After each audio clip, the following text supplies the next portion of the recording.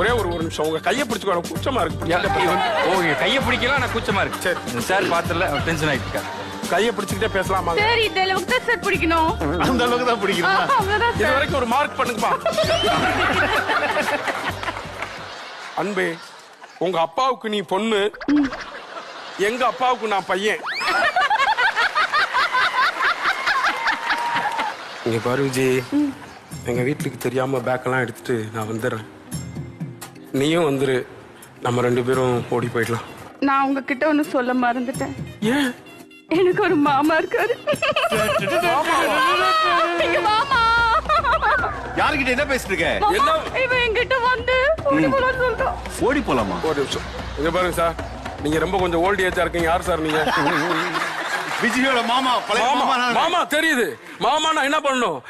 ரெண்டு பேரும் கையும் சேர்த்து வச்சு கல்யாணம் பண்ணி வைக்கணும்.